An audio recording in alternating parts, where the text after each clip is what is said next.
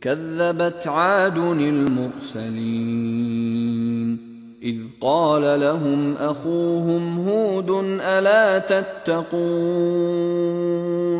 إني لكم رسول أمين فاتقوا الله وأطيعون وما أسألكم عليه من أجر إن أجري إلا على رب العالمين أتبنون بكل ريع آية تعبثون وتتخذون مصانع لعلكم تخلدون وإذا بطشتم بطشتم جبارين فاتقوا الله وأطيعون واتقوا الذي أمدكم بما تعلمون أمدكم بأنعام وبنين وجنات وعيون إني أخاف عليكم عذاب يوم عظيم قالوا سواء علينا أوعظت أم لم تكن من الواعظين إن هذا إلا خلق الأولين وما نحن بمعذبين فكذبوه فأهلكناهم إن في ذلك لآية وما كان أكثرهم مؤمنين وإن ربك لهو العزيز الرحيم كذبت ثمود المرسلين إذ قال لهم أخوهم صالح ألا تتقون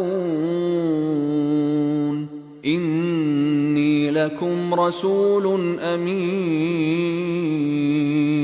فاتقوا الله وأطيعون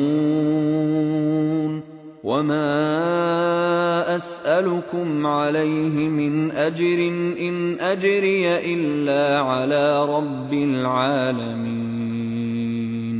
أتتركون فيما هاهنا آمنين في جنات وعيون وزروع ونخل طلعها هضيم وتنحتون من الجبال بيوتا فارهين فاتقوا الله وأطيعون ولا تطيعوا أمر المسرفين الذين يفسدون في الأرض ولا يصلحون قالوا إنما أنت من المسحرين ما أنت إلا بشر مثلنا فأت بآية إن كنت من الصادقين قال هذه ناقة لها شرب ولكم شرب يوم معلوم ولا تمسوها بسوء فيأخذكم عذاب يوم عظيم فعقروها فأصبحوا نادمين فأخذهم العذاب إن في ذلك لآية وما كان أكثرهم مؤمنين وإن ربك لهو العزيز الرحيم كذبت قوم لوط المرسلين إذ قال لهم أخوهم لوط ألا تتقون إني لكم رسول أمين فاتقوا الله وأطيعون وما أسألكم عليه من أجر إن أجري إلا على رب العالمين أتأتون الذكران من العالمين وتذرون ما خلق لكم ربكم من أزواجكم بل أنتم قوم عادون قالوا لئن لم تنته يا لوط لتكونن من المخرجين قال إني لعملكم من القالين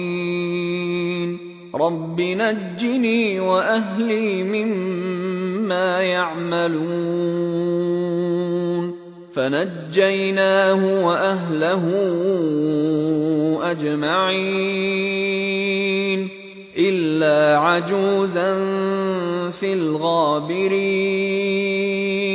ثم دمرنا الآخرين وأمطرنا عليهم مطرا فساء مطر المنذرين إن في ذلك لآية وما كان أكثرهم مؤمنين وإن ربك لهو العزيز الرحيم